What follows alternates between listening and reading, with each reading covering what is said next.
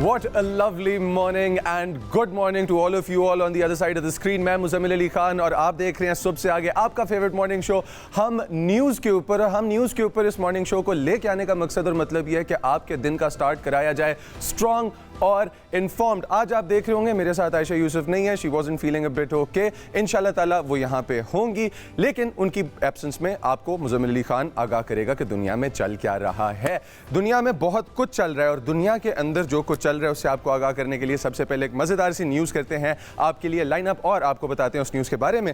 News ये है जी कि ओल्डेस्ट डॉक्टर दुनिया में कौन है। क्या आप जानते हैं, क्या आप ये जानते हैं कि वो जो ओल्डेस्ट डॉक्टर हैं वो खातून हैं या वो मर्द हैं? मैं आपको बताता हूँ जी कि 103 साल 63 दिन की उम्र के ऊपर अमेरिका के हार्वर्ड टकर, डॉक्टर हार्वर्ड टकर दुनिया के सबसे एजेड डॉक्टर होने का रिकॉर्ड रखते हैं। वो क्लीवलैंड के अंदर जो कि ओहायो अमेरिका में एक अदर जगह है, वहाँ पे वो अपनी गैर मामूली तिब्बी खिदमात भी सरंजाम दे रहे हैं, जारी रखी हुई है उन्होंने। सबसे बेस्ट बात यह है कि इतनी एजेड होने के बावजूद वो एक अदद प्रोफेशनल अपना कंटिन्यू कर रहे हैं करियर अभी भी इस एज पे भी, और तिब से गहरी वापस्तगी का शानदार सबूत है। ठीक, अब इनका नाम Guinness book of world record के अंदर भी शामिल है, दर्ज है इनका नाम वहाँ पे। और इनकी ये जो इंसान दोस्ती और मरीज़ों से मोहब्बत और अपने प्रोफेशनल एटीट्यूड की वजह से ये हमदर्दी जो कि है ना इनकी ज़िंदगी में, इनकी ज़िंदगी को लंबा करने का भी बायस बनी हुई है। और ऑस्टिन टकर जो इनके पोते हैं, उन्होंने इनकी इन्हीं आदात को लेके और इनके इन्हीं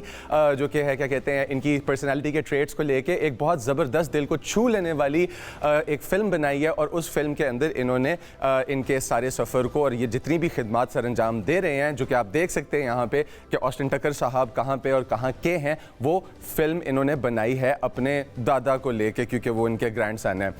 अच्छा, अब इसी के साथ हम लोग अगर से देखें कि दुनिया में और क्या कुछ चल रहा है, तो हम ओल्डेस्ट पर्सन तो डिस्कस कर लिया जो कि डॉक्टर है, वर्किंग प्रोफेशनल है। And by the way ladies and gentleman, आजकल हम जवान लोग भी नींद थोड़ी सी पूरी ना हो तो हिल जाते हैं। Talking of old things, Lahore को किस तरह से याद ना किया जाए।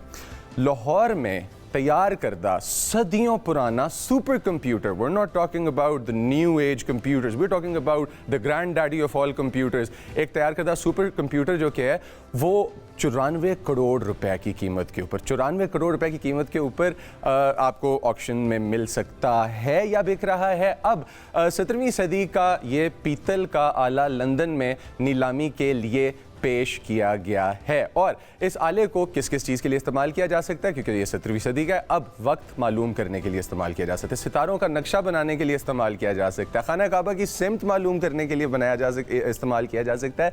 इमेजिन कि इंसान कितना क्रिएटिव है। ये जो विजुअल्स इस टाइम पे आपको इस साइट पे नज़र आ रहे हैं स्क्रीन के ऊपर, ये विजुअल्स उस कंप्यूटर के हैं और उस कंप्यूटर के फंक्शंस के हैं। ये है वो सुपर कंप्यूटर के जिसको इस्तेमाल किया जाता है इन तमाम कामों के लिए। और इंसान कितना आगे पहुंच गया है, लेकिन इंसान आगे तो पहुंच गया है, इंसान अगर जंगल से निकल के शहर में आ गया तो आ तो गया, लेकिन शहर में आए हुए इंसान के अंदर का जंगल कौन निकालेगा जी।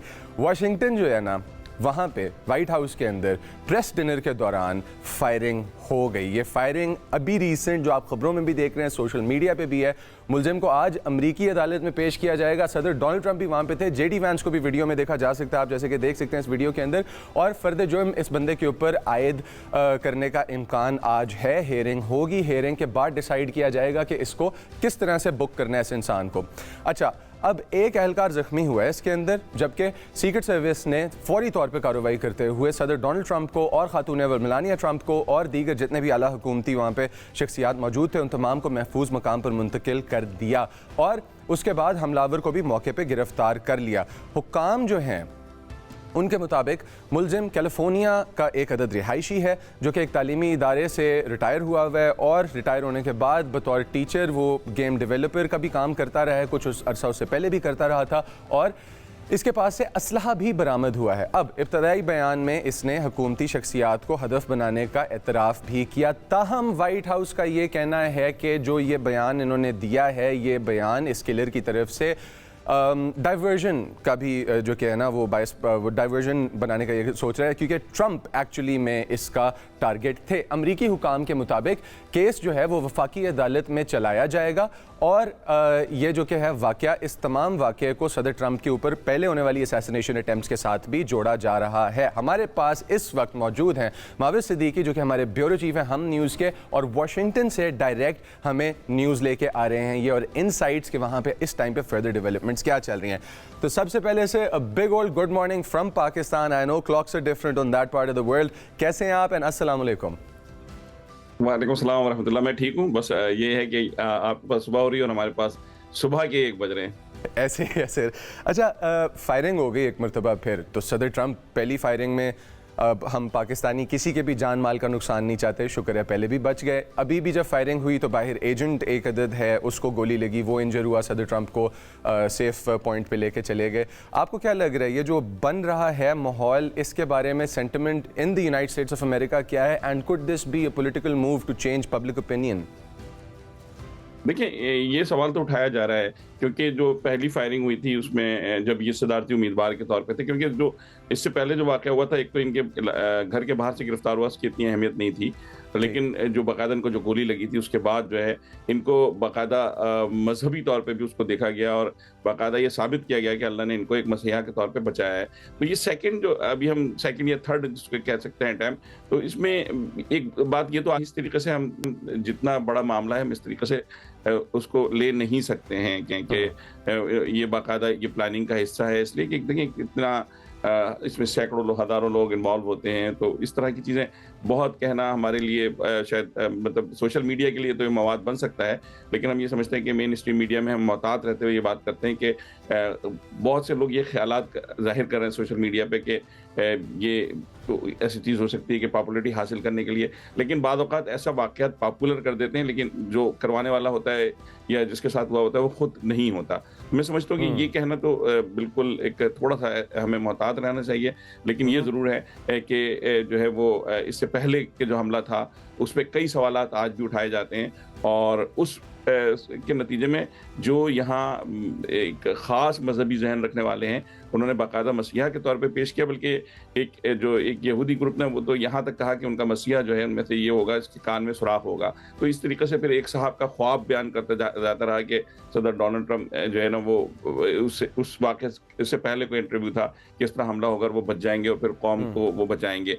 तो मजहबी जो है ना वो टच जो है वो दिया जाता है। जी अच्छा सर, सदर ट्रंप की जो पार्टी है उसको मागा गैंग भी कहा जाता है, तो इसके ऊपर थोड़ा सा बताएं कि with in the population of United States of America ये जो अपोजिशन मागा गैंग कह के बुलाती है, इसके पीछे वजूहात क्या क्या हैं?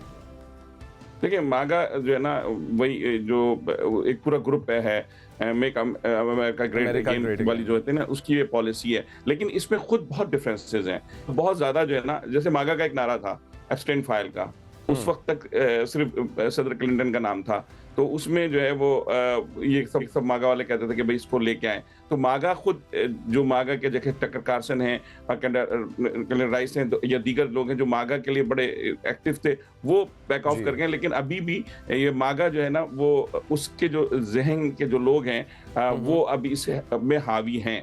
मैं आपको बताता हूँ, सदर डोनाल्ड ट्रंप की जो कैबिनेट है ना वो एक अजीब खलकत कैबिनेट है। इससे पहले जो है ना अमेरिका में हम ये कहते हैं कि ठीक है इनकी जो पॉलिसीज़ हैं दुनिया पे जिस तरीके से कोई भी सुपर पावर होती है जो अपने दुनिया पे कब्जा रखना चाहती है, लेकिन उसमें जो लोग शामिल होते हैं बहरहाल उनका एक स्टैंडर्ड होता है। अगर हम यहाँ देखें वजीर जंग को देखें तो वो टैटू बना के घूमते हैं और नशे में मुसलमानों को गालियाँ बकते थे।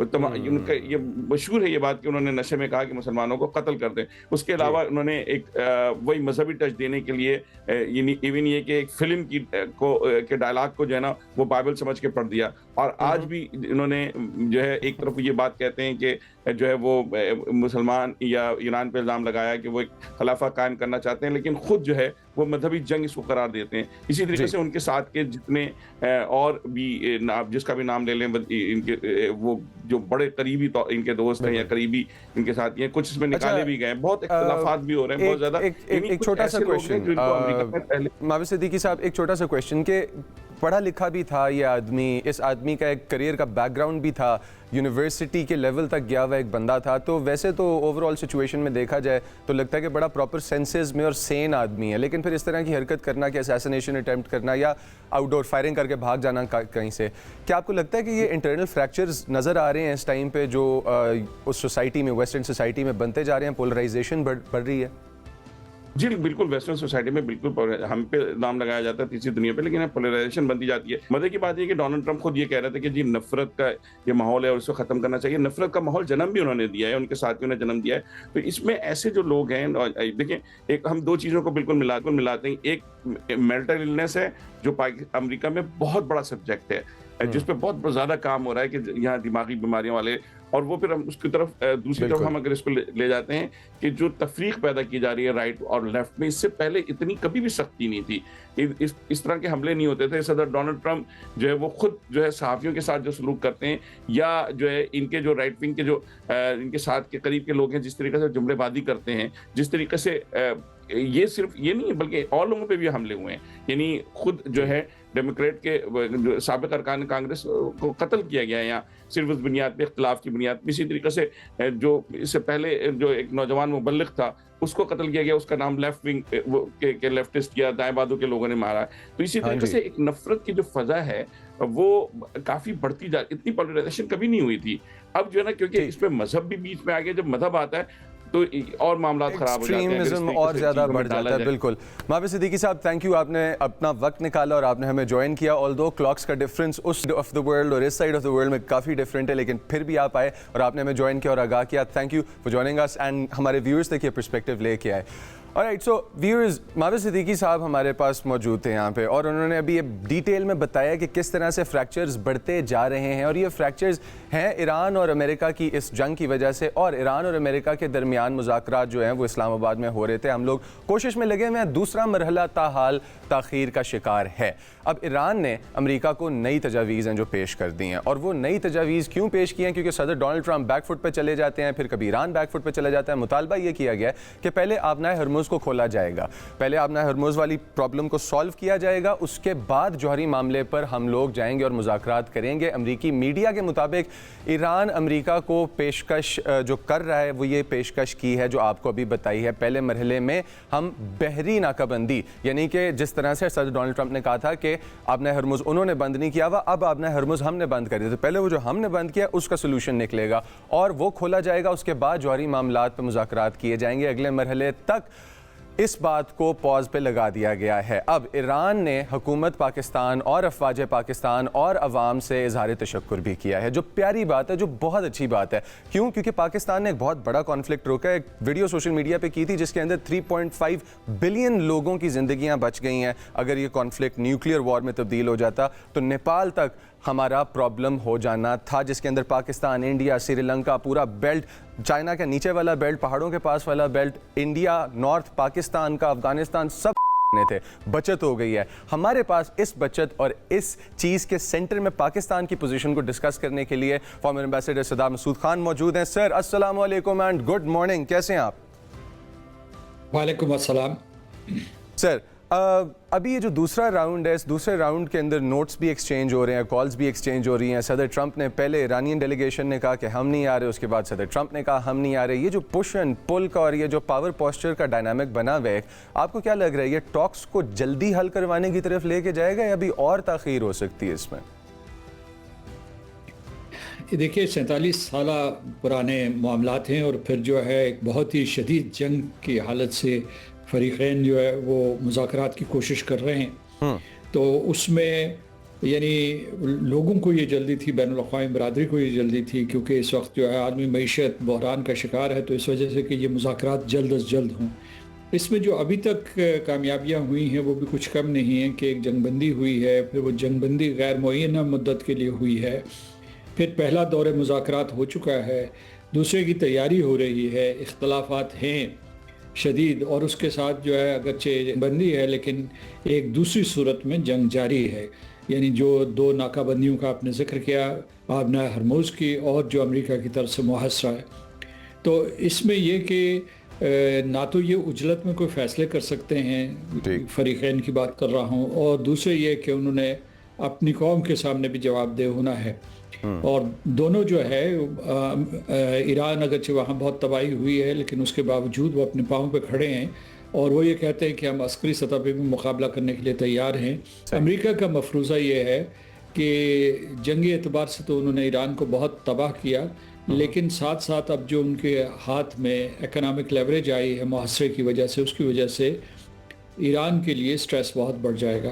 तो ये इस वक्त जो है जो टिपिकल डिप्लोमेसी हो रही होती है जंग के बाद, जंग के दौरान जो मुज़ाकरात हो रहे हैं, वो बिल्कुल उसके मुताबिक जो है ये प्लेबुक चल रही है, जिसमें एक तरफ जो है वो दोनों फरीक़ैन जो है वो फ़ौजी दबाव डाल रहे हैं, उसमें इकोनॉमिक लेवरेज भी शामिल है, और दूसरी तरफ जो है मुज़ाकरात का उन्होंने दरवाज़ा खोला हुआ है।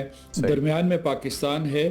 ये जो पाकिस्तान का रोल है ये बेमिसाल है और बहुत हसास है, और पाकिस्तान जो है अभी भी जो है बिल्कुल उसी तरीके से सहूलतकारी कर रहा है। तो सवाल ये पैदा होता है लोगों के जहनों में, ये सवाल है कि ये दूसरा दौर कब होगा।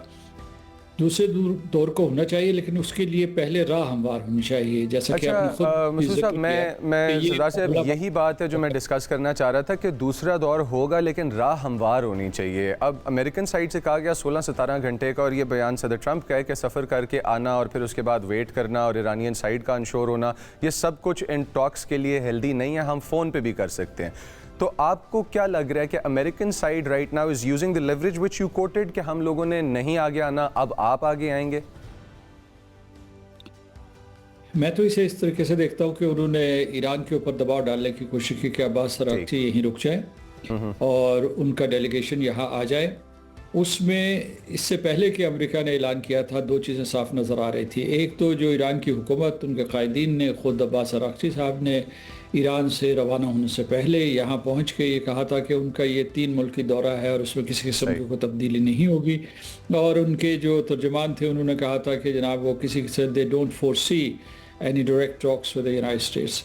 लेकिन सदर ट्रंप ने एक किस्म का दबाव डाला उनके ऊपर कि भाई हमारी टीम भी वहाँ पहुँचती है, यानी दूसरे लफ्ज़ों में वो उनके ऊपर ये दबाव भी डाल रहे थे, हिंट भी कर रहे थे कि रुक जाओ, हम वहाँ पहुँच जाते हैं और मुज़ाकरात करते हैं। और चूंकि अब्बास अराग़ची थे तो उन्होंने सोचा कि एक रिलेटिवली लो लेवल डेलीगेशन भेजा जाए, यानी स्टीव विटकॉफ। जो नए शराइत रख दिए गए हैं कि आबना हरमुज़ का मसला पहले हल किया जाएगा और फिर उसके बाद हम लोग यूरेनियम इनरिचमेंट और न्यूक्लियर मामलात के ऊपर हम लोग आएंगे। पाकिस्तान का इसमें क्या स्टांस है? What are we communicating to the United States, और ईरान को हम किस तरह से आमादा कर रहे हैं?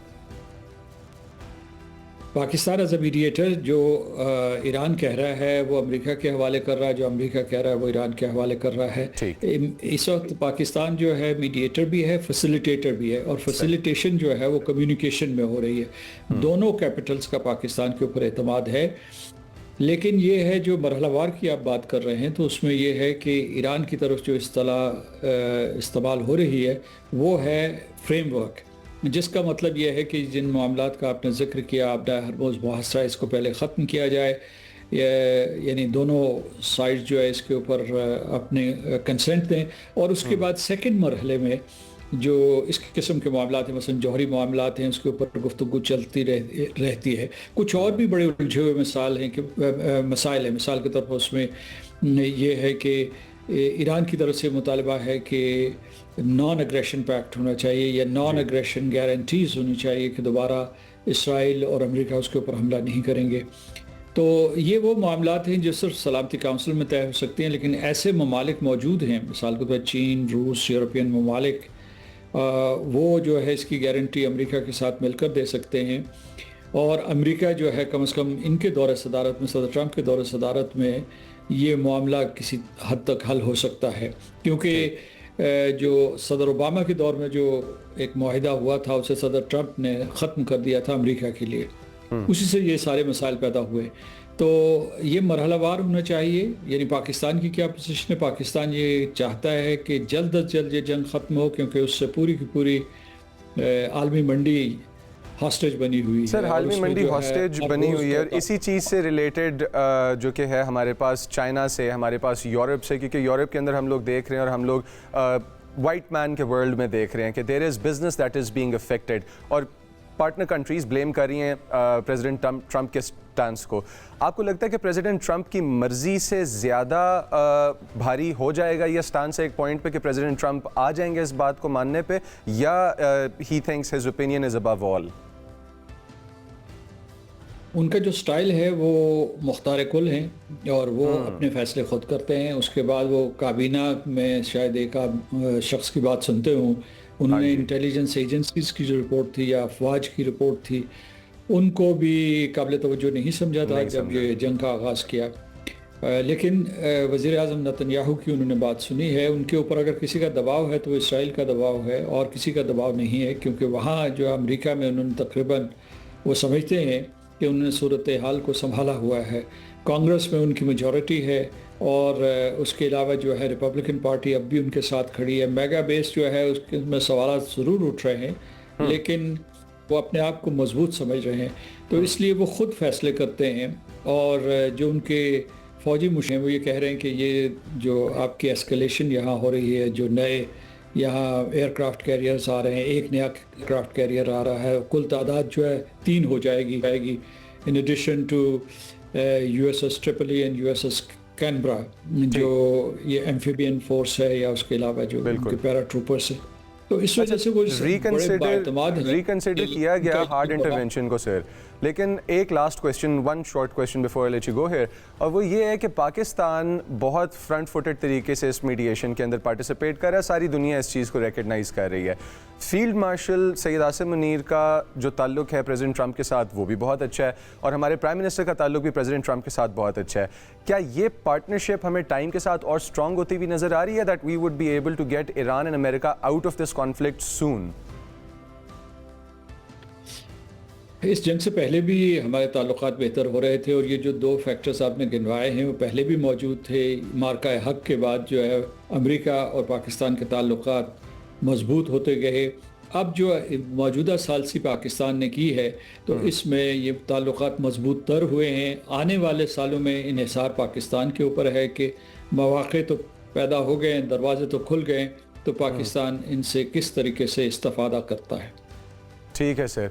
सर थैंक यू, आपने वक्त निकाला और आपने हमें ज्वाइन किया और आपने प्रेसिडेंट ट्रंप के माइंड का इनसाइड एक्सप्लेन किया जो मेरा गोल था और वो यही था। Thank you for joining us and viewers. इसी के साथ एक छोटे से ब्रेक का वक्त हो चुका है, लेकिन जब ब्रेक से वापस आएंगे तो और सेगमेंट्स भी हमारे पास लाइंड अप है आपके लिए और आपकी सुबह को स्ट्रॉन्ग और इन्फॉर्म्ड बनाने के लिए।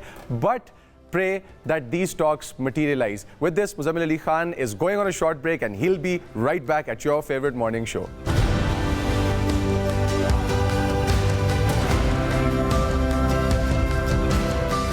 Alright, ladies and gentlemen, welcome back from that break। और आप तक लेके आ रहे थे टेंशन वाली खबरें और अब करेंगे आपको टेंशन से दूर। टेंशन से दूर क्यों करेंगे? Because strong and informed mornings का बहुत अच्छा पार्ट होता है आपकी सेहत, जिसके बारे में हम केयर करते हैं। ऑल्दो हम कभी कभार अपनी सेहत के बारे में केयर नहीं कर सकते और ये भी डिस्कस हो गया सेगमेंट के अंदर।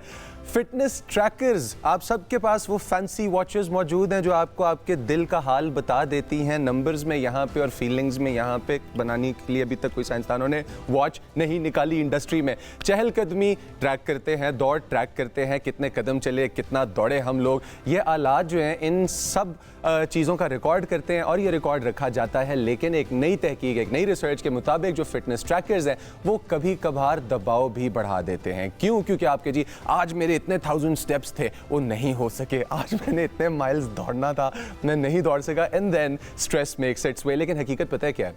छोटी छोटी और हकीकत पसंदाना आदतें, यानी कि आपके माइक्रो गोल्स होने चाहिए, आपके माइक्रो वर्कआउट्स होने चाहिए। अगर आप जिम नहीं जा पा रहे to do that bench press that you will skip on a specific day, but shoulders का workout नहीं करेंगे and 3 years down the road you've got tiny shoulders and a big old pectoral, right? तो हम लोग discuss करेंगे इन चीज़ों को जो आपको हेल्दी बनाती हैं। माइक्रो एक्सरसाइजेस क्या हैं, आप अपनी ऑफिस की रूटीन में कैसे इनकॉर्पोरेट कर सकते हैं, और आपके दिल के लिए ये चीज़ें कितनी बेहतर हैं, आपकी हार्ट हेल्थ के लिए, कार्डियोवास्कुलर स्टेमिना के लिए, आपके टेंशन, डिप्रेशन, एंग्जाइटी को दूर करने के लिए। और इस तमाम रिसर्च को, इससे आने वाले डाटा को और आदतों से बनने वाली आपकी अच्छी हेल्थ को और उससे आपके रिलेशनशिप्स में सीप होते हुए आपके अच्छे मूड को डिस्कस करने के लिए हमारे पास फिटनेस एक्सपर्ट मौजूद हैं।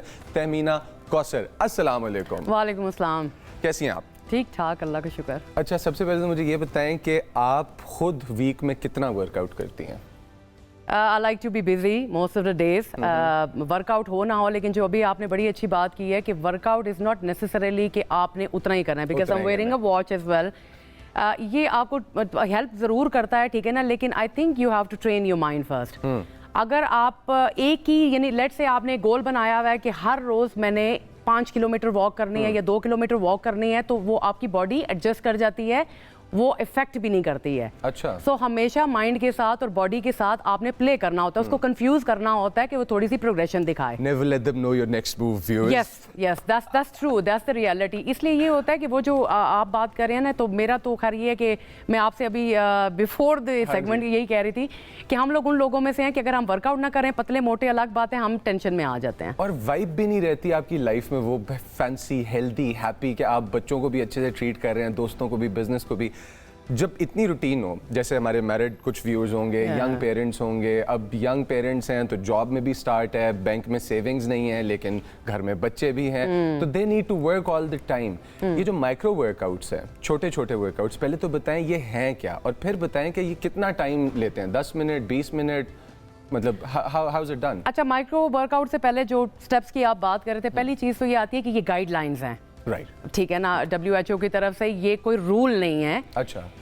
बेसिक हेल्थ के लिए आपको 5 से 7 हज़ार स्टेप करने हैं, 7 से 9 हज़ार स्टेप जो हैं अच्छी हेल्थ के लिए हैं, एंड देन 10,000 प्लस जो हैं वो ऑप्टिमल फिटनेस के लिए ज़रूरी हैं। 10,000 प्लस स्टेप्स, ठीक है। अब आप जो माइक्रो वर्कआउट्स की बात कर रहे हैं, वो आपने बिल्कुल ठीक बात की है कि जो लोग ये कहते हैं, जो खवातीन हैं या जो लड़के हैं जो काम कर रहे हैं, उनके पास टाइम नहीं है, तो मैं उसको कहती हूँ कि मूवमेंट स्नैक वर्कआउट।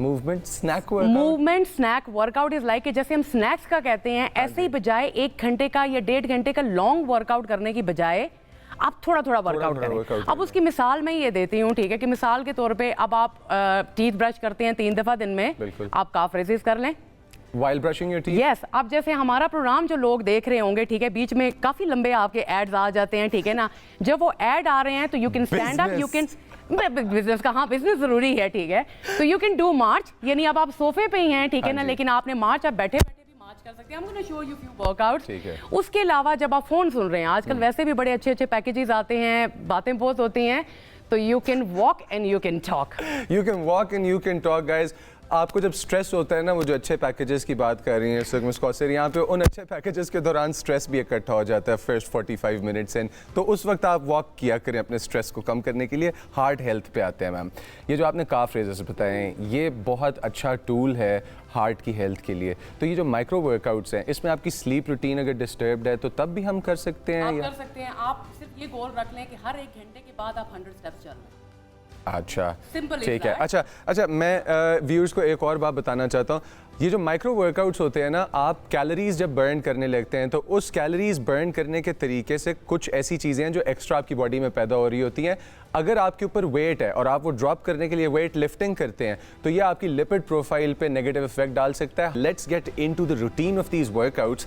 से for example, we're drawing an imaginary scenario here. You show up at your office sharp at 9, you leave sharp at 5. You have a 1 hour break in between. आपके पास 1 बजे से लेकर 2 बजे तक ब्रेक है।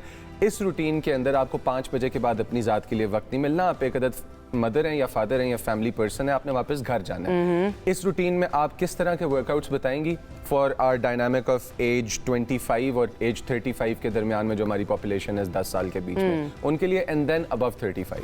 अच्छा, पहली चीज़ तो ये आती है कि जो 1 घंटे की ब्रेक होती है, आप उसमें भी वर्कआउट कर सकते हैं। अगेन मैंने कहा कि it's not a long workout, ठीक है, 5 से 10 मिनट आप निकाल सकते हैं। मूवमेंट स्नैक्स आपने करने हैं, क्योंकि इंटेंसिटी, नंबर्स कभी मैटर नहीं करते, क्वालिटी मैटर करती है। अब कहने का मकसद है कि पहली बात है कि आप 8 घंटे मुसलसल नहीं बैठे हुए होंगे ऑफिस में, आपने लाजमी कहीं ना कहीं उठना होगा, नमाज पढ़ने जाना होगा, ठीक है, तो वो भी यू कैन वॉक ना।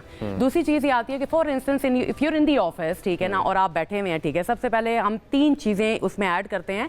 10 मिनट्स का वर्कआउट है, लेट से आपने उसमें वार्म अप किया, बॉडी को जगाया, वो सोई भी बॉडी जो मरी हुई थी उसको आपने जगाया।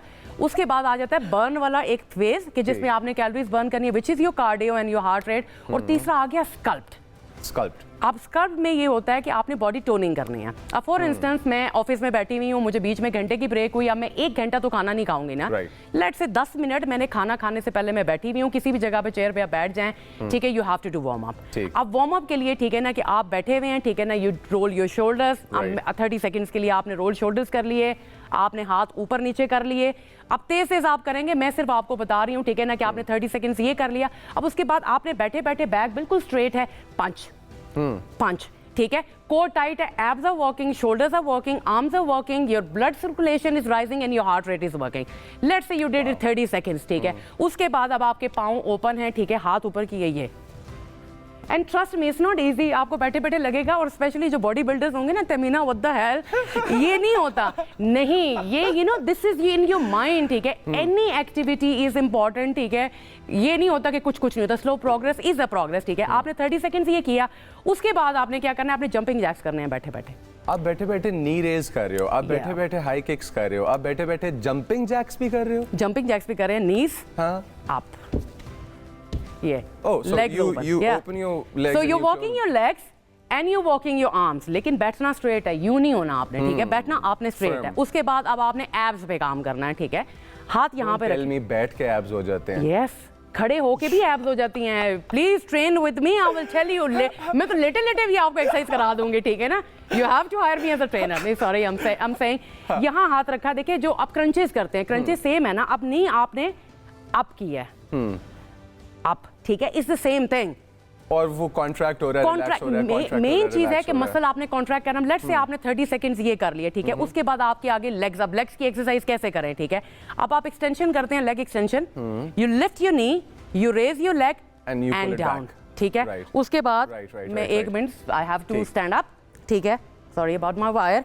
अब लेग्स की सबसे बेस्ट एक्सरसाइज जो हम स्क्वाट्स करते हैं, ठीक है ना, आपने पाँव इस तरह से ओपन किए हैं, you sit down and you up, ठीक है। अच्छा, इसको और इंटेंस बनाना है आपने, don't touch it, pulse and up.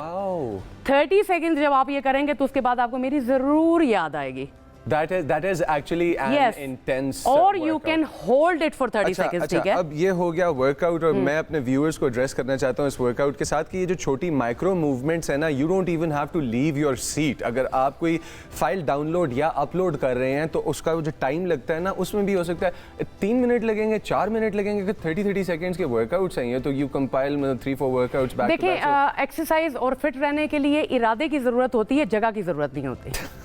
ठीक है, जरूरी है, नीयत जरूरी है। तो हम हमेशा एक एग्जांपल देते हैं कि when there is a will there is the way, ठीक है। देखें, आप और मैं एक दूसरे से थोड़े रिलेट करते हैं।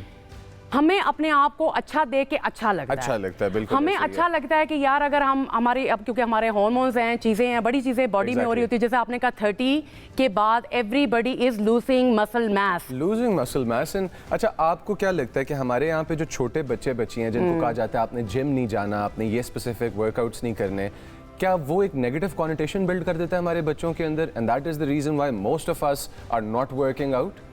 देखिए, बच्चों के सामने भी तो आप एग्जांपल सेट कर रहे हैं। अगर आप कोई खाना खा रहे हैं, लेट से आप दुनिया के किसी भी हिस्से में, तो बच्चे भी तो वही खाना खा रहे हैं ना।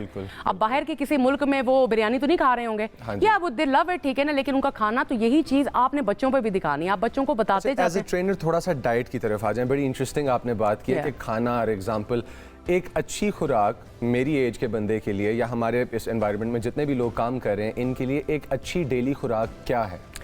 एक प्लेट में प्रोटीन की क्वांटिटी ज्यादा हो, एनी प्रोटीन, फिश, एग, कुछ, मैं कहती हूँ दाल उसमें पड़ी हुई है, उसमें टोफू पड़ा हुआ है, उसमें पनीर पड़ा हुआ है, उसमें जो मर्जी पड़ा हुआ है, प्रोटीन की क्वांटिटी आपने ज्यादा करनी है। देन लेट्स से कि 50% इज योर प्रोटीन, 30 to 35% आपकी हो गई कार्ब्स, जो आपके रोटी, चावल, सब्जियां, व्हाटएवर जो भी है, और fat is very important. Fat is very important. तो ये जो हमारे यहाँ पे, जैसे मेरी कजन है, रिसेंटली उसकी शादी आ रही है, तो she is trying to lose fat, she is cut out all fats from her diet. देखिए, body is consist of muscle, water and fat, ठीक है। फैट आप बिल्कुल नहीं छोड़ सकते हैं, नहीं तो फिर तो आपके कड़ाके निकलते रहेंगे। Healthy fat is very important, right. अब फैट क्या होता है हेल्दी फैट? देखिए, हेल्दी फैट जैसे लोग एवोकाडो वगैरह लोग ज्यादा नहीं खा रहे होते हैं, देसी घी, सबसे इजी चीज जो मतलब आपने अगर नेचुरली वो करना है तो देसी घी 1 चम्मच भी आप खा लेना। कई दफा हमारे लोग कह रहे थे खुश्की हो गई है, स्किन ड्राई भी हो जाती है, you have to hydrate it, ठीक है। तो देसी घी आप ले सकते हैं, और चीजों में आप ना भी पड़ेंगे जी, हमें नहीं पता। अच्छा, एक फिटनेस एक्सपर्ट के तौर पे आपने कितनी दफा देखा है कि बुरी डाइटरी हैबिट्स और बुरी स्लीप साइकिल्स के साथ लोग आते हैं और कहते हैं जी 1.5 महीने में शादी है, कोई जादू करके दिखा दे, हमें शेप में ले आए।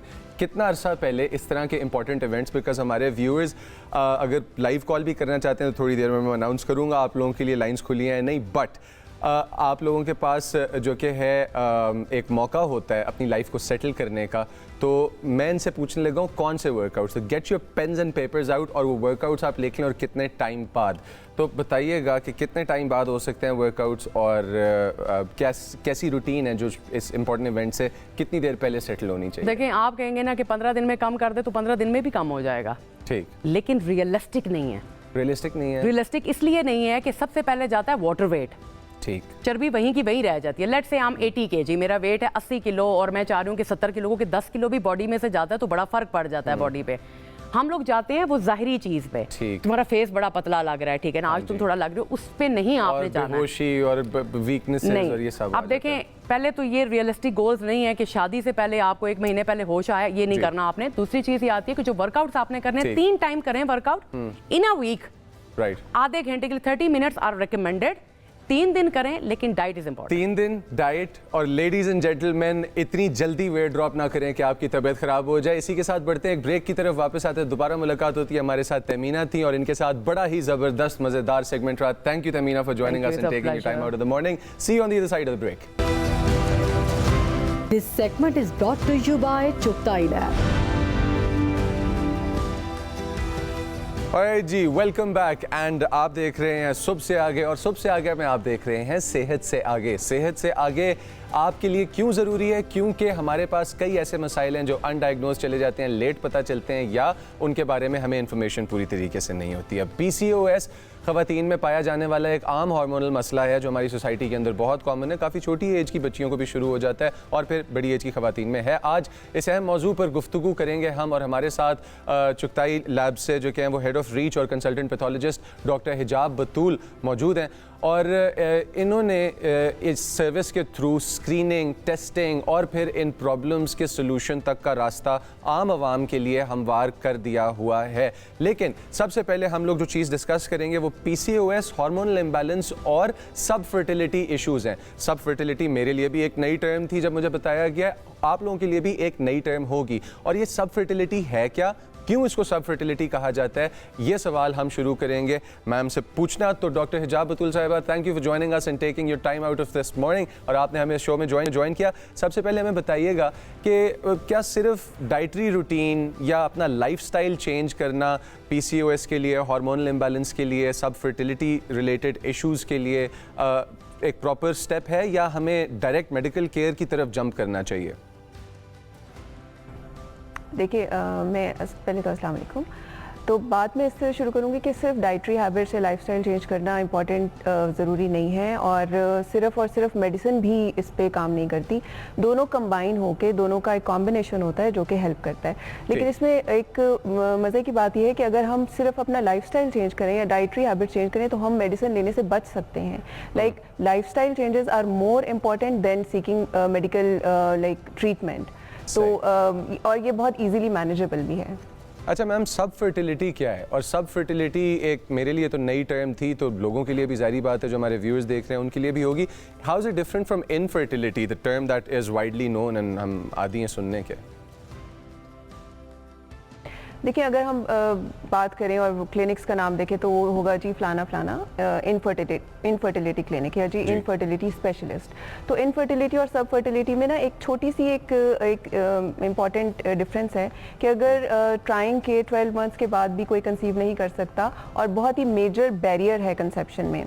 लाइक कोई एजोस्पर्मिया है या कोई ट्यूब्स ब्लॉक है या कोई बहुत बड़ी मेडिकल कंडीशन है तो इनफर्टाइल उसको लेबल कर सकते हैं। लेकिन उसको सब फर्टिलिटी को भी कभी कभी इनफर्टिलिटी के ब्रैकेट में हम लोग बोलते हैं। वो सब फर्टिलिटी क्या है? सब फर्टिलिटी ये है कि बहुत सी ऐसी कॉजेज जो इजीली मैनेजेबल हो सकती हैं, जो इजीली मैनेज हो सकती हैं, जिनसे डरने की ज़रूरत नहीं, उनकी वजह से कंसेप्शन नहीं हो रही। PCOS एक ऐसी चीज़ है जो कि सब फर्टिलिटी के ब्रैकेट में इसलिए आता है क्योंकि PCOS मैनेज हो सकता है। पाकिस्तान में इतना ज़्यादा कॉमन हो गया है, जैसे रिप्रोडक्टिव एज शुरू होती है, मंथली साइकिल शुरू होता है, इरेगुलर साइकिल होता है, तो बहुत सी ऐसी बच्चियां हैं, यंग लड़कियां हैं जो PCOS उनको होता है, पॉलीसिस्टिक ओवेरियन सिंड्रोम जिसको बोलते हैं। पॉलीसिस्टिक तो ये मैनेज हो सकता है अगर ऐसी बच्चियों की जी बिल्कुल बिल्कुल। तो अब अगर ऐसी बच्चियों की शादी हो जब रिप्रोडक्टिव एज में वो एंटर हों और उनकी मतलब ट्राई करें कंसेप्शन के लिए और कंसेप्शन नहीं हो रही तो वो फिर सब फर्टाइल होंगी। इनफर्टाइल उनको नहीं कहा जा सकता। इसके लिए इसकी कॉजेज देखना बहुत ज़रूरी है और इसका ट्रीटमेंट और इसका जो मैनेजमेंट है, ट्रीटमेंट से पहले मैनेजमेंट देखना बहुत ज़रूरी है। उसके ऊपर मैं बात करना चाहूँगी आज। राइट अच्छा, मैनेजमेंट की तरफ आते हैं, बट पहले इसको डायग्नोज करने के बारे में बताएं। और अक्सर हमारे यहाँ पे जिस तरह से सेहत पे गौर नहीं किया जाता लोगों के, वो कहते हैं जब टाइम आएगा तो करवा लेंगे। PCOS अगर चलता रहे और उसको ना मैनेज किया जा रहा हो तो हेल्थ पे क्या क्या और इफ़ेक्ट्स हैं जो आते हैं, और फिर उसके बाद इसका डायग्नोसिस और मैनेजमेंट भी प्लीज़ बताइएगा। देखिए, इसमें सबसे पहले जो बड़ी इंपॉर्टेंट एक बड़ी इंटरेस्टिंग लाइन सुनने में आती है जब आप फर्टिलिटी क्लिनिक में कोई भी खातून जाती है, वो जो अगर डॉक्टर अच्छा होगा, गायनेकोलॉजिस्ट अच्छा होगा, तो वो ये बोलेगा पहले मैंने आपकी बॉडी को तैयार करना है कंसेप्शन के लिए। अब तैयारी क्या है, उसके लिए साल भी लग सकता है, 6 महीने भी लग सकते हैं, 2 साल।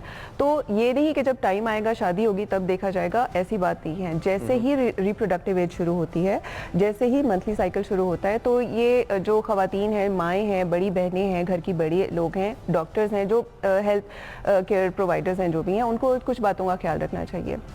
अगर मंथली साइकिल इरेगुलर है, चेहरे पे बाल आ रहे हैं, बॉडी पे जो हेयर डिस्ट्रीब्यूशन है वो मेल पैटर्न की है, एक्नी बहुत ज़्यादा है, मूड लो रह रहा है, हेयर फॉल है, ये कितनी कॉमन चीज़ें हैं जो कि हम कहते हैं कि जी बच्चियां बड़ी हो रही हैं तो इस वजह से ये वाले प्रॉब्लम सामने आ रहे हैं। ऐसी बात नहीं है। अगर किसी को डायबिटीज़ की हिस्ट्री है उसकी फैमिली में, अगर किसी की माँ को या बड़ी बहन को पॉलीसिस्टिक ओवेरियन सिंड्रोम डायग्नोज हो चुका है, तो उसमें उन बच्चियों को, उन यंग एडल्ट्स को बहुत ज़्यादा कॉन्शियस होने की ज़रूरत है। अब उसके लिए अब कॉन्शियस पता चल गया कि ठीक है पॉलीसिस्टिक ओवेरियन सिंड्रोम हो सकता है, तो इसके लिए अब मैनेजमेंट उसको और लैब की तरफ कब आना है, लैब की तरफ आएँ और अपने जो है मंथली साइकिल के डे 2 के ऊपर कुछ टेस्ट हैं जो कि करवाने का हम लोग गाइड करते हैं कि करवाएं। उसमें कुछ हार्मोन्स हैं, LH है, FSH है, उसके बाद फ्री एंड्रोजेंस हैं जो मेल हार्मोन्स बच्चियों में, खवातीन में, यंग लड़कियों में थोड़ा सा इस बारे में गाइड करते चलें मैम, थोड़ा सा इस बारे में गाइड करते चलें कि अगर मंथली मेंस्ट्रुअल साइकिल्स जो हैं वो डिस्टर्ब्ड हैं, आपका एक स्पेसिफिक टाइम टेबल नहीं है, एक पर्टिकुलर टाइम टेबल नहीं है, तो आपने कहा कि डे 2 ऑफ द साइकिल पे, जो मेरी माएँ बहनें बेटियां देख रही हैं, कि डे 2 ऑफ द साइकिल जो है वो फिर वो खवातीन किस तरह उस बारे में पता लगाएंगी, क्योंकि उनका तो इरेगुलर चल रहा है। जी, जैसे ही अब कभी ना कभी तो मंथली साइकिल स्टार्ट होगा ना कभी वो साइकिल स्टार्ट होगा, तो उसके डे 2 और अगर सपोज कोई बिल्कुल भी नहीं स्टार्ट हो रहा तो any day you can talk to your doctor, आप टेस्टिंग करवाएं और वो डॉक्टर को पता होगा कि लास्ट मेंस्ट्रुअल पीरियड कब आया था, महीना पहले आया था, 2 महीने पहले आए थे, जो जितना भी टाइम है, तो उसके हिसाब से वो हार्मोन का लेवल जो है वो देख लेते हैं कि कितना हार्मोन का लेवल है। इसके अलावा ultrasound is very very important. Chughtai lab में हमने पैनल्स बनाए हुए हैं, पॉलीसिस्टिक ओवेरियन सिंड्रोम टेस्टिंग है, उसमें LH, FSH, free androgen index, जिसमें हार्मोन्स हैं कि कितने मेल हार्मोन जो है वो बॉडी में सर्कुलेट कर रहे हैं, जो कि कॉज हो सकता है एक पॉलीसिस्टिक ओवेरियन सिंड्रोम का। और जो अल्ट्रासाउंड के ऊपर ओवरी में एक बीडिड अपीयरेंस आती है, जैसे मोतियों की लड़ी है, वो क्यों है कि वो जो ओव्यूलेशन होनी थी मंथली साइकिल में वो नहीं हो रही, वो वहीं पे पड़े हुए हैं और वो पॉलीसिस्टिक, मल्टीपल पॉली मतलब ज़्यादा, सिस्ट मतलब सिस्ट, ओवरी में बहुत ज़्यादा सिस्ट बनी हुई है। वो क्यों? क्योंकि हार्मोन्स ओव्यूलेशन होने ही नहीं दे रहे हैं। जब ओव्यूलेशन नहीं होगी, कंसेप्शन में मसला होगा, जो रेगुलर साइकिल हैं वो डिस्टर्ब होंगे। हार्मोन्स जब डिस्टर्ब होंगे तो बॉडी पे एक हिर्सुटिज्म जिसको बोलते हैं, मेल पैटर्न ऑफ हेयर जो है वो ग्रोथ होनी शुरू होगी, एक्नी होगी, लो मूड होगा, कॉन्फिडेंस बच्चों का बहुत ज़्यादा ख़राब होता है। और अच्छी बात यह है कि अगर पहले इसको ट्रीट किया जाए, इसको मैनेज किया जाए, तो बहुत ईजी वेट गेन, बहुत ऐसे एक ऐसा वेट गेन होता है कि जो बच्चियाँ हमारे पास आती हैं वो कहती हैं हम कुछ भी कर लें, हम डाइट कर लें, एक्सरसाइज कर लें, हमारा वेट लॉस नहीं हो रहा।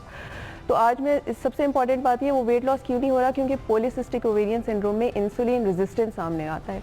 जब इंसुलिन आपका ऊपर बढ़ा हुआ होगा, आप कुछ भी कर लें आपका वेट गेन मतलब वेट लॉस नहीं होगा, क्योंकि सबसे पहले इंसुलिन को नीचे लाने की जरूरत है। हाँ, अच्छा मैम, तो अगर हम अगर मैं बात करूं इंसुलिन, प्लीज कंटिन्यू करें आप।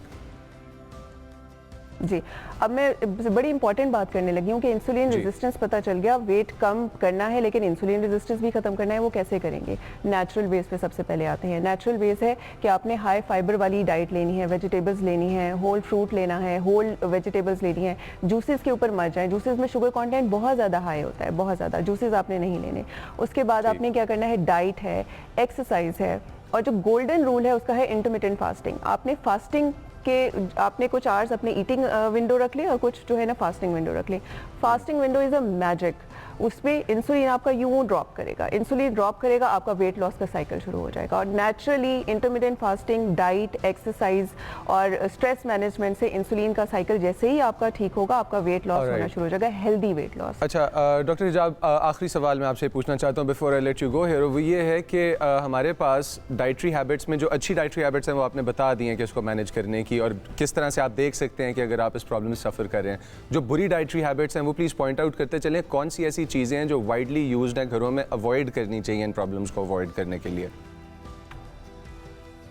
देखिए, चुगताई लैब में हमारे पास एक ना बहुत अच्छी सर्विस है डाइटिशियन की और न्यूट्रिशनिस्ट की, और वो मेरे पास जो पेशेंट्स आते हैं मैं सबसे पहले उनको एक हिंट दे देती हूँ।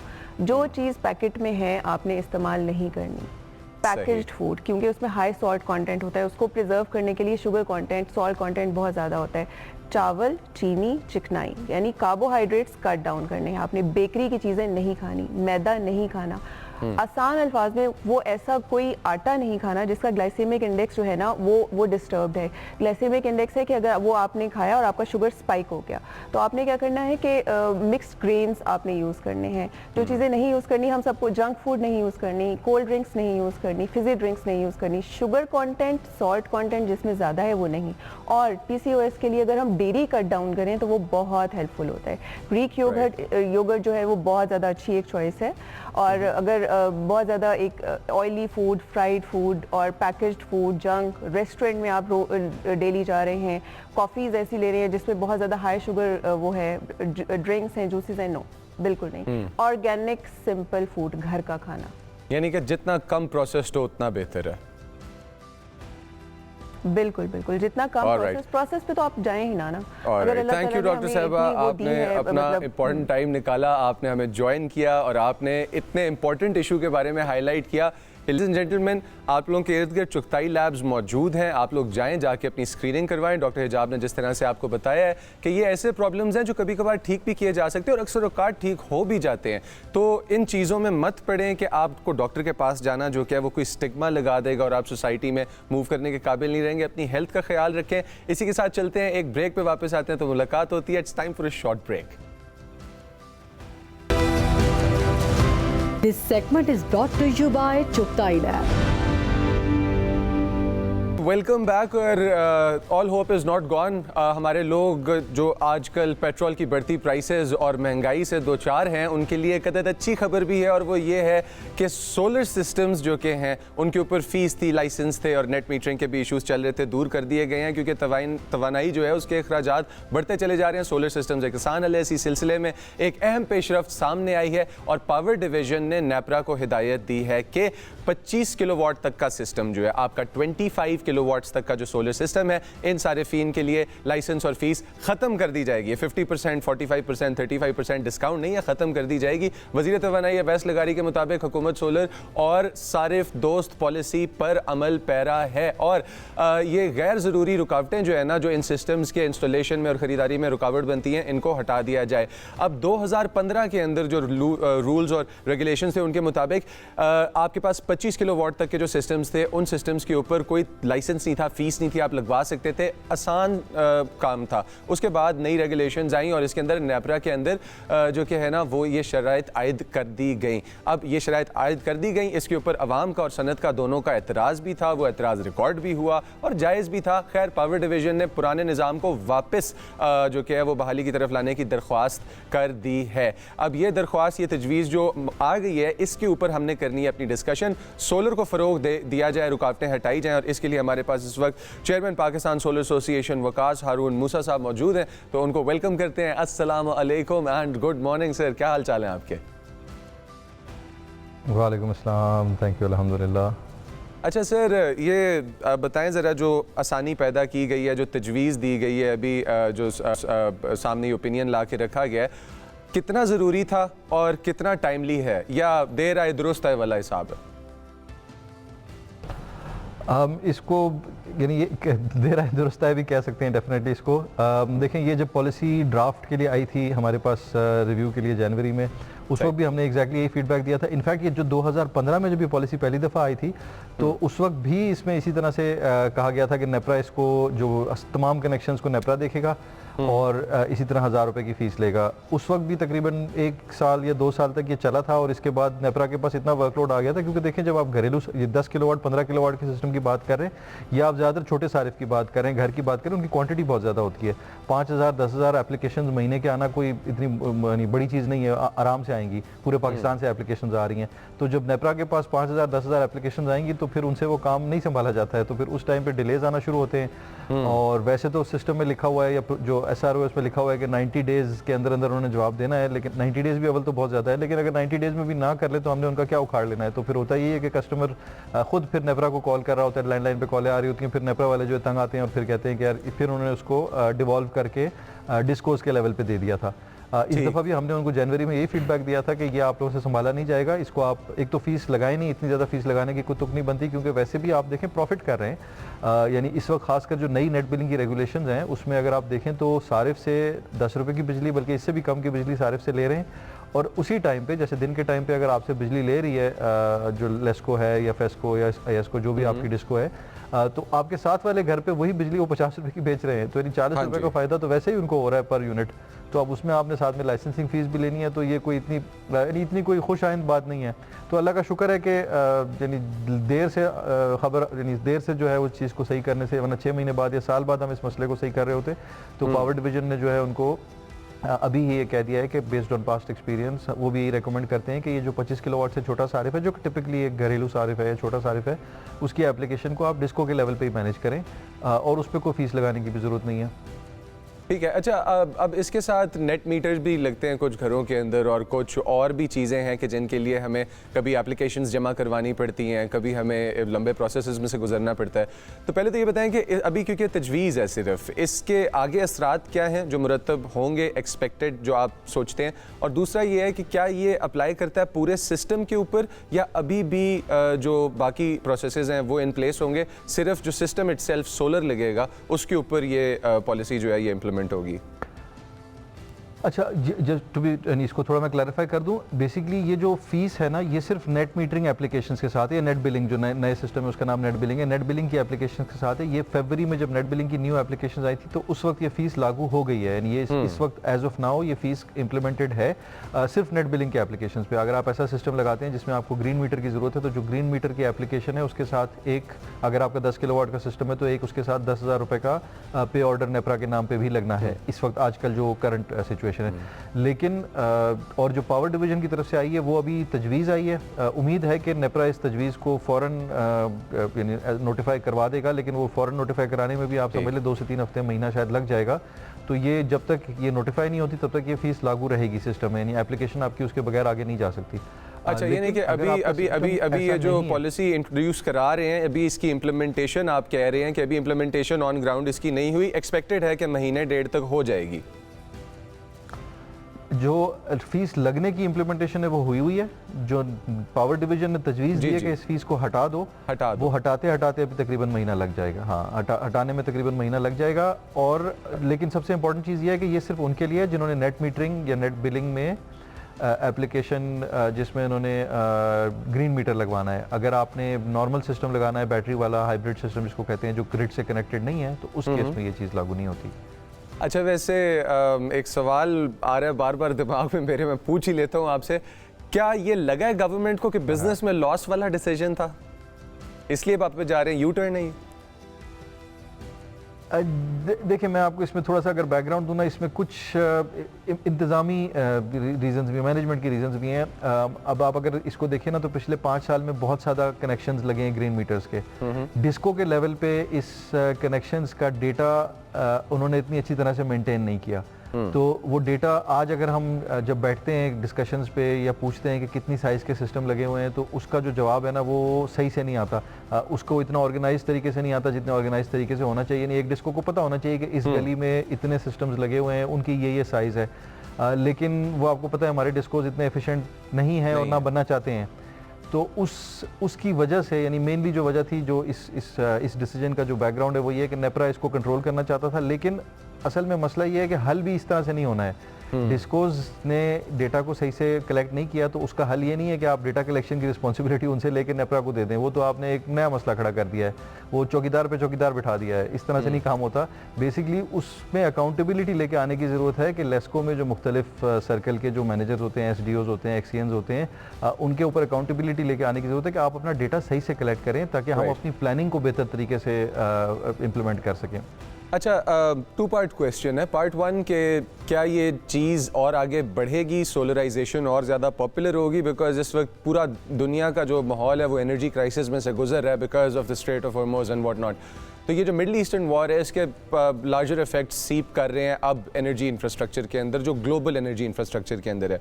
पार्ट 1। पार्ट 2 के आगे जाके क्या टैक्सेशन पॉलिसीज़ हैं कि जो हम एक्सपेक्ट कर सकते हैं इसी इंडस्ट्री के अंदर?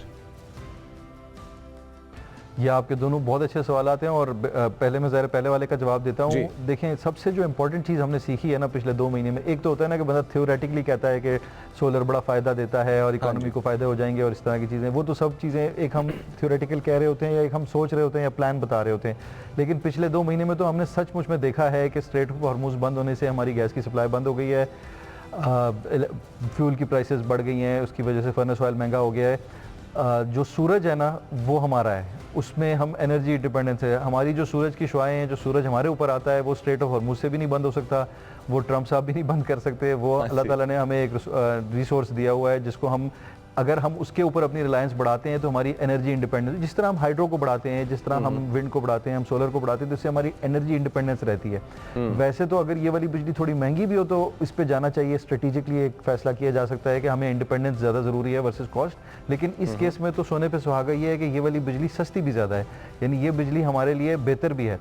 तो अब इस पे सबसे पहले तो ये कि गवर्नमेंट के लेवल पे क्या हो रहा है। गवर्नमेंट पे लेवल पे मेरा ख्याल है कि कुछ मिक्स्ड रिएक्शन होता है। कुछ हमारी गवर्नमेंट का स्टाइल भी इस तरह है कि एक डिपार्टमेंट कुछ कहता है, एक डिपार्टमेंट कुछ कहता है। नेपरा ने कोई चीज़ कही है तो वो उसको बेहतर करने की ज़रूरत है। हमें उम्मीद है कि हमारी जो गवर्नमेंट है उस चीज़ को बेहतर कर रही है और इसको लेकर आगे चल रही है, तो वो तो एक अच्छी चीज़ है। लेकिन अगर मैं आवाम के लेवल पे आऊँ ना, तो पाकिस्तान में जो सबसे बड़ा मिरेकल है सोलर का, वो ये है कि आवाम ने सोलर लगाया है।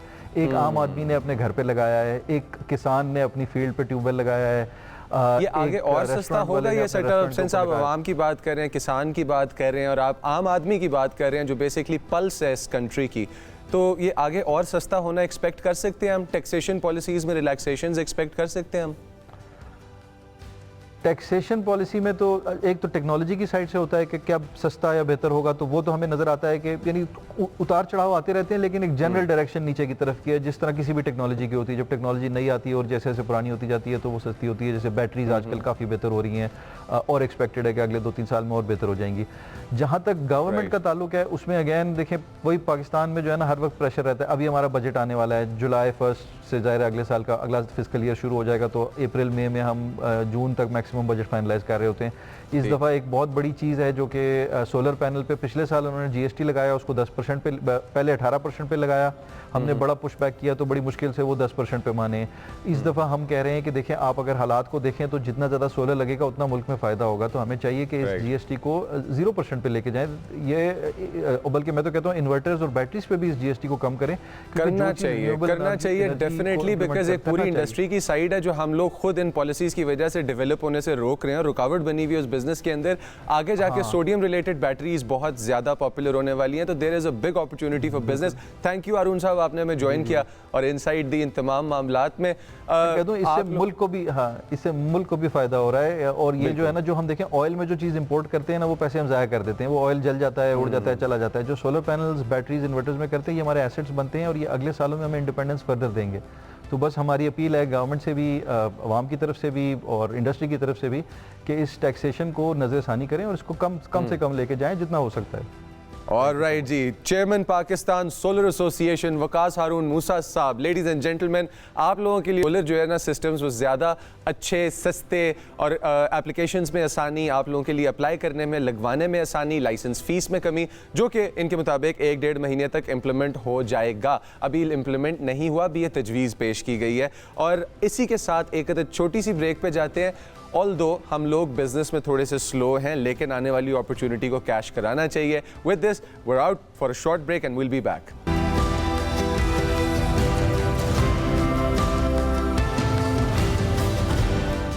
ऑलराइट जी, वेलकम बैक। एक खबर ऐसी कि जो इंसान को थोड़ा सा मूव कर देती है, बट एक्सपर्ट्स हैं, उनसे बात करेंगे इस बारे में। लाहौर के इलाके से है ये खबर और इचरा बाज़ार बहुत मशहूर जगह है, इचरा इलाका लाहौर का, और इसके घर में 3 बच्चों का कत्ल जो कि है ना वो हो गया। अब ये जो वारदात है, इस वारदात के आने ने न्यूज़ में, सोशल मीडिया पे सबको हिला के रख दिया। केस की तहकीकात कई तहलका खेज़ और अफसोसनाक हक़ाइक़ जो हैं वो सामने लेके आई, और ये ख़ातून जिसके बारे में बात हो रही है आज, अपने 3 बच्चों को बेदर्दी से कत्ल करने के इल्ज़ाम में गिरफ़्तार हुई है और 5 रोज़ा जिस्मानी रिमांड पर फ़िलहाल पुलिस की तहवील में है।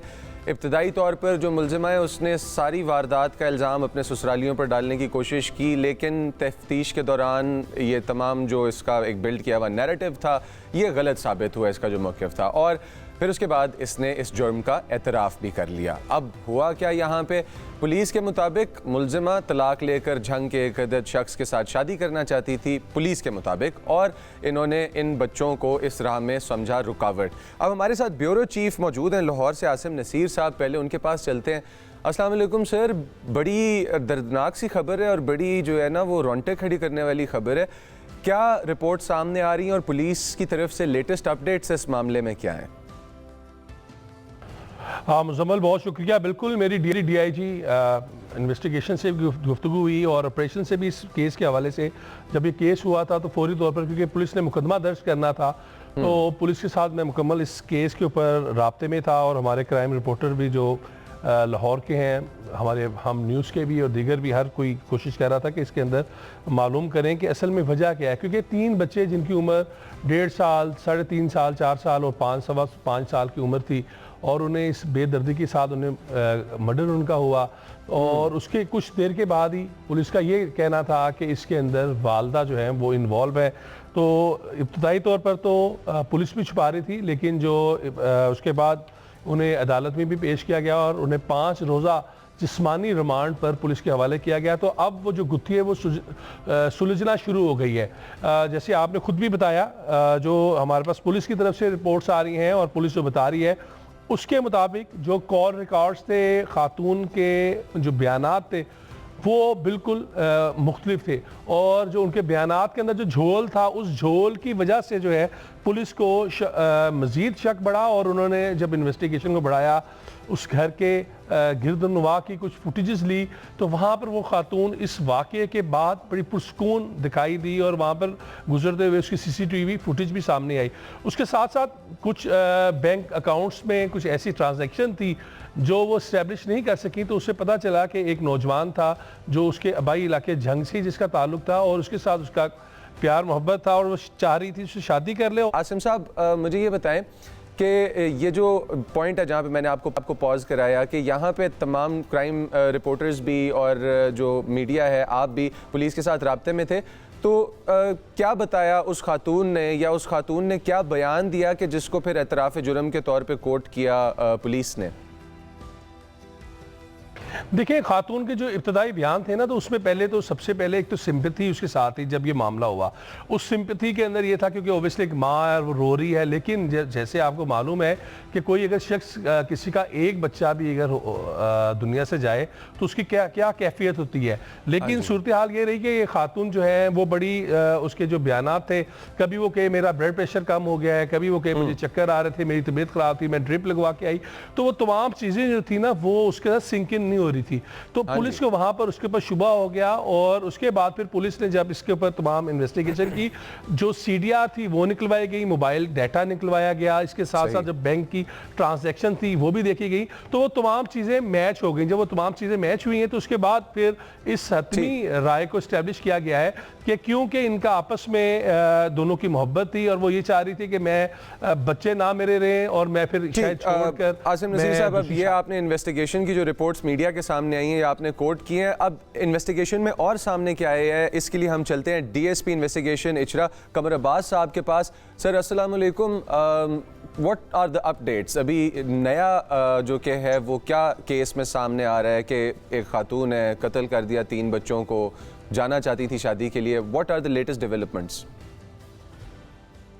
जी वालेकुम सलाम भाई, वो ख्वाजा गुलाम फरीद है ना मिठल कोट वाले, वो कहते हैं कि 5 रुकन इस्लाम दे ते 6वां फरीदा टुक ते जे लबे ना 6वां ते 5 ही जांदे बुक।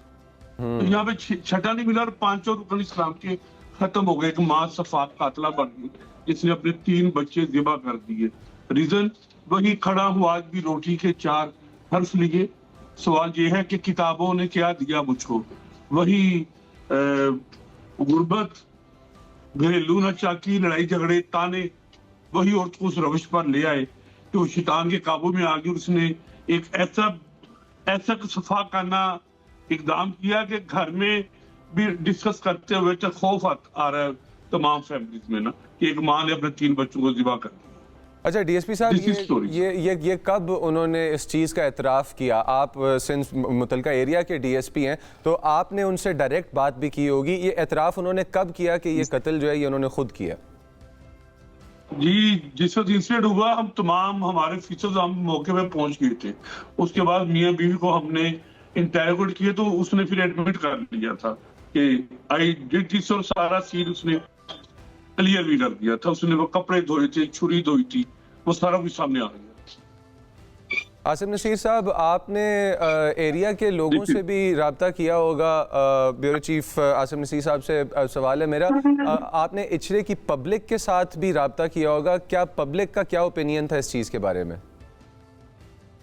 देखिए, ये यहाँ पर ना डीएसपी साहब ने बड़ी अच्छी, कमर अब्बास ने बड़ी अच्छी बात की है और ये एक हकीकत भी है कि जो गुर्बत का एलिमेंट था ना वो शायद सबसे ज़्यादा है।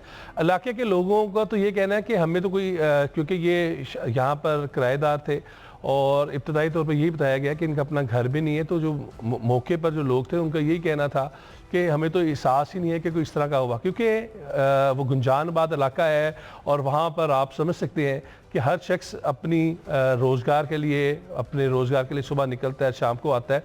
तो यही मामला था और ये तमाम जो चीज़ें चली हैं ये बेसिकली पैसे का लालच लग रहा है क्योंकि खातून के अकाउंट में पैसे आते रहे। लेकिन ये ज़्यादा अच्छा मेरा ख्याल है कि कमर साहब बता सकेंगे कि कितने अकाउंट में पैसे आए, क्योंकि हमें ये तो बताया गया कि पैसे आए हैं। डीएसपी साहब, अब ये नहीं पता कि इसकी अमाउंट क्या थी। क्या सवाल एक पूछना चाहता हूँ आसिम साहब, माजरत आपको टोक रहा हूँ मैं यहाँ पे बीच में, but time is short. DSP साहब, 29 को लेके आई जाएगी रिपोर्ट सामने, इस रिपोर्ट के अंदर हमें क्या देखने को मिलेगा? देखिए, अब ना ये तफ्तीश इन्वेस्टिगेशन विंग से ना ट्रांसफर होकर सीसीडी में जा चुकी हुई है। अब आपने जो फर्दर इन्वेस्टिगेशन के मुताबिक जो भी इंफॉर्मेशन लेनी है वो सीसीडी से आपको मिलेगी। वो नाउ इन्वेस्टिगेशन इज ट्रांसफर्ड। चले, ठीक है। आसिम साहब शुक्रिया आपका, कमर अब्बास साहब शुक्रिया आपका, आपने ज्वाइन किया और इस अहम केस के बारे में बता। लेडीज़ एंड जेंटलमैन, इस शो का वक्त आज की एपिसोड के लिए ख़त्म हुआ जाता है, लेकिन एक दुआ के साथ और सुन्नत भी है अपने हमसायों का ख्याल रखना। जैसा कि गुर्बत के हाथों दो चार हो के और ये ताने तिशने और लड़ाइयों के हाथों दो चार हो के एक माँ ने ये कदम उठाया है, आप सबसे गुजारिश ये है कि अपने इर्द गिर्द माहौल का, खुसूसी तौर पे मेंटल हेल्थ का, लोगों की और अपनी मेंटल हेल्थ का बहुत ख्याल रखा करें। Be gentle to yourself and be gentle to those around you. Allah सुब्हानहू व तआला आपको और हमें खैर खैरियत से रखे। मैं मुज़म्मिल अली खान आपसे इजाज़त लेता हूँ। आज के लिए इतना ही। अल्लाह हाफ़िज़।